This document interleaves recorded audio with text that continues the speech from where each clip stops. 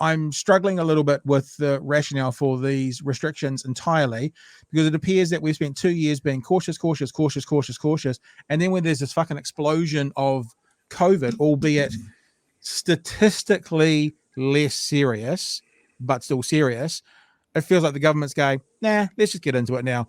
And from doing the research, looking around the world using that World Info COVID website, it seems that the COVID, uh, bell curve is about 4 weeks. So I have to say I'm confused as to why this government has been so tight on restrictions for 2 years, and then arguably when there's a 4 week window for us to wait, they've kind of thrown it open and said we'll figure this out. You got any thoughts around that, Jeremy?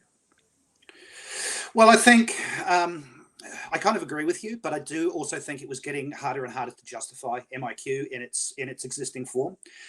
When you've got, there was a day last week where we had 9 cases at the border and over 12,000 in the community. Yeah.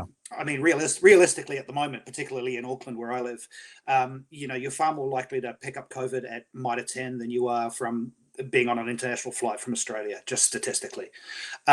So I think, their rationale was always to try and open the borders. Standing around now, I was a little surprised how quickly it happened overnight. But I think it's just a case of, it's a justification. And, it'll be fascinating to see what happens if, God forbid, we get yet another variant, whether they have to slam the borders closed again. But yeah, I think in some ways they have bowed to a little bit of pressure, which is something this government's actually been quite staunch in not doing over the last couple of years. But I think in this case, the justification was just getting a little. Even people like myself, who I'm a big supporter of how this has been handled, of the restrictions that have been in place. I think they've done a terrific job, but the MIQ was becoming harder and harder to kind of sit. It just didn't quite sit right. I think the MIQ is one side of it, but I have to be honest with you and say that the new monitoring system, how we can now self-monitor and close contacts of family members have to go and isolate, but any other close contacts don't. That's part of the thing I'm confused about as well, because what that's going to mean is the numbers are going to explode more so than they would have.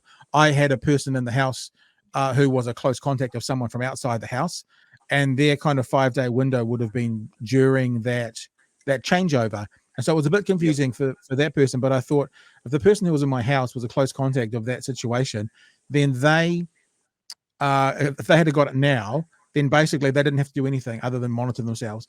And forgive me for being a bit of a pessimist, but when people monitor themselves, they lie and they will turn up to places with scratchy throats and they'll go, it's just a cold. And I'll just say again, even keeping it to those regulations of close contacts also needs to self-isolate for 5 days.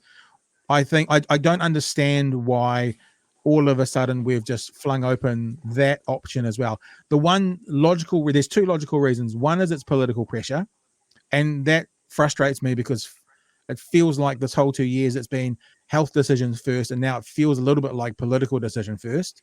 So that's either hypocritical or it means they're being too heavy-handed for the last 12 months. Really, those 2 things, it feels like it has to be one or other of those 2 things. Someone did say to me the other day, and I think it's a very smart consideration, is maybe we've had to go to this form of isolation because if we didn't, the whole of the country would be isolated again.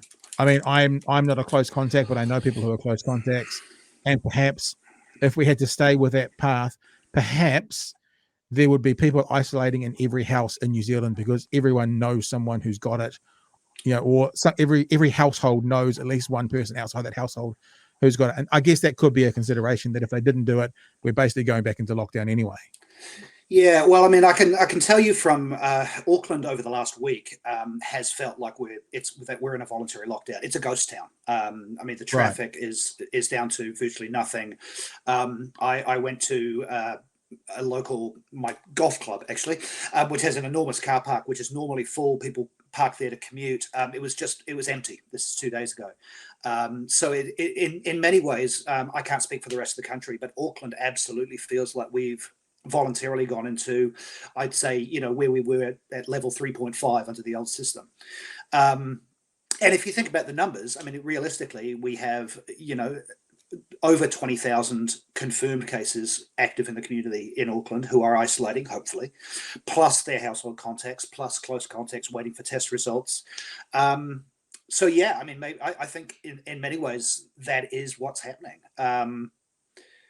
I'm with you though. I don't quite understand the decision to kind of fast track us into this next tier. I'm a bit confused about the tier levels, to be honest, at the moment. The Omicron level 3 or whatever it's called.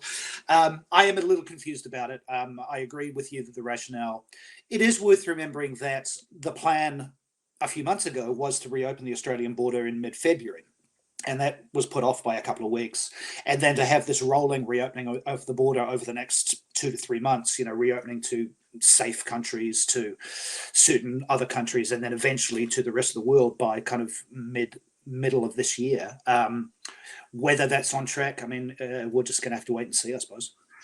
Yeah, and just to reiterate, the thing is, it's 4 weeks. Like, this is Australia, right? This is obviously the Omicron spike. And if you have a look, sort of start of January is when it started going up, started coming down, start of February.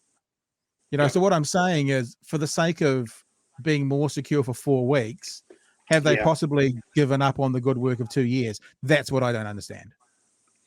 Yeah, I mean, I guess the only justification I can have for it is just the numbers. The fact that our border numbers have been consistently low for a couple of weeks now, whereas our community numbers, and again, it's just the justification. I mean, whether it's the right decision, I guess, time will tell.